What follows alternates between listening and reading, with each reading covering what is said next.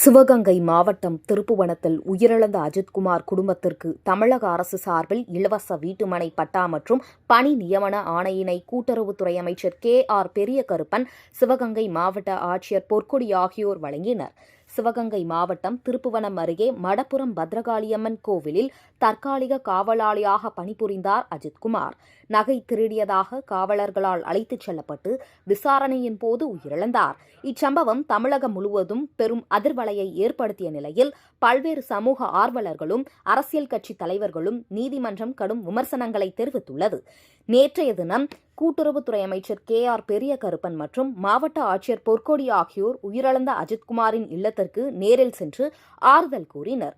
அப்போது தமிழக முதல்வர் ஸ்டாலின் அஜித்குமாரின் தாய் மற்றும் சகோதரரை தொலைபேசியில் தொடர்பு கொண்டு வருத்தம் தெரிவித்ததுடன் காவல்துறையினரின் மீது உரிய நடவடிக்கை எடுத்திருப்பதாகவும் குடும்பத்திற்கு தேவையான உதவிகளையும் செய்வதாக உறுதியளித்தார். அதன் தொடர்ச்சியாக இன்று தமிழக அரசு சார்பில் முதல்வர் ஸ்டாலின் ஆணைக்கிணங்க கூட்டுறவுத்துறை அமைச்சர் KR பெரியகருப்பன், மாவட்ட ஆட்சியர் பொற்கொடி அஜித்குமார் இல்லத்திற்கு மீண்டும் நேரில் வந்து இலவச வீட்டுமனை பட்டா மற்றும் அவரது தம்பி நவீன்குமாருக்கு பணி நியமனத்திற்கான ஆணையையும் வழங்கினார்.